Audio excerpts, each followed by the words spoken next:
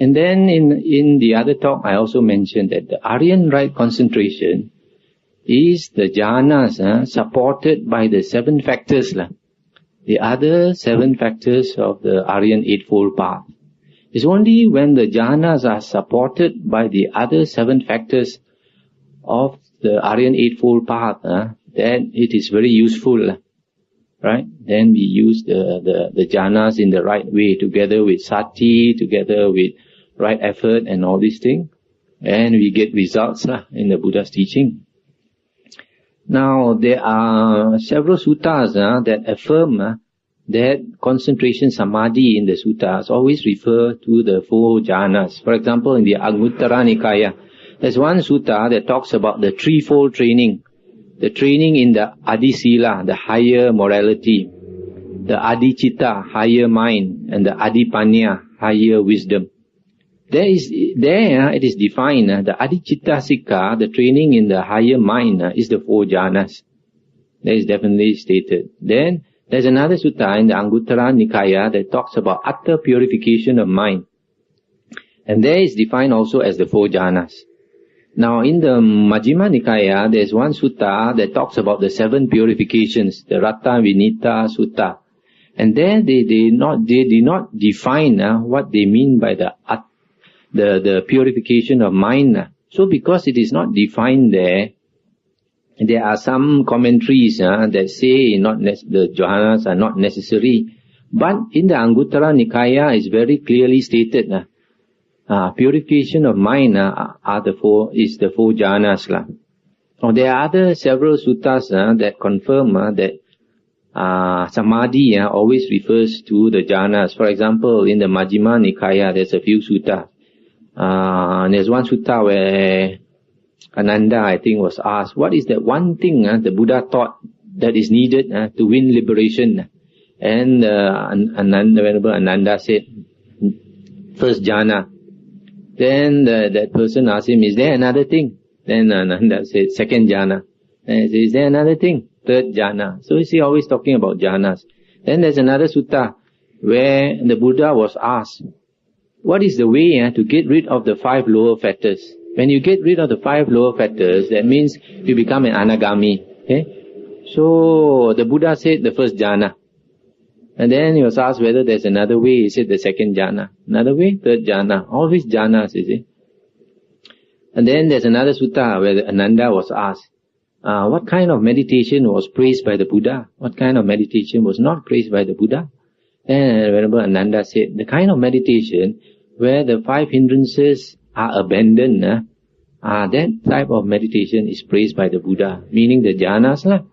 And the type of meditation that is not praised by the Buddha is the type of meditation where the 5 hindrances are not abandoned. That means anything short of the first jhana, or one-pointedness of mind, is not approved by the Buddha. Then there are, for example, others. In Anguttara Nikaya, the Buddha says, asava, truly I say, asava destruction depends on the first jhana. Asava destruction depends on the second jhana, etc. Then another Anguttara Nikaya Sutta, the Buddha said, a monk without the peace of concentration in high degree, without winning one-pointedness, that a monk without the peace of concentration in high degree, without winning one-pointedness, shall enter and abide in liberation by mind, liberation by wisdom. That cannot be, the Buddha said. And then there are 2 suttas in the Anguttara Nikaya where the Buddha talked about the threefold training, Sila, Samadhi, Panya. And then the Buddha defined quite clearly, the Buddha said the Sotapanna and the Sakadagamin, the first and second fruition person, has got perfect Sila. That means the 5 precepts, or at least the first 4 precepts are perfect. And then the Buddha said the Anagamin, the third fruition person, has got perfect Sila and Samadhi. When you say perfect Samadhi, that means he has got the jhanas, the 4 jhanas. That's why generally all Anagamins are reborn in the 4th jhana plane. And then the Buddha also said the Arahant has got perfect Sila, Samadhi and Panya. That means only the Arahant has got that type of Panya that can bring you out of samsara. And then in the Majjhima Nikaya, there is a sutta where the Buddha said, when a person develops the Aryan Eightfold Path fully, at the same time, he develops the 4 Satipatthana fully. And at the same time, the 4 Iddhipada also go to full development. And the 4 right efforts, Samappadana, and then the 4 Bala, the 4 powers, and the 5 Bala, and the 5 Indriya, the 5 powers and the 5 faculties go to completion. And the 7 Bojjhanga also fully developed, and the Aryan Eightfold Path fully developed.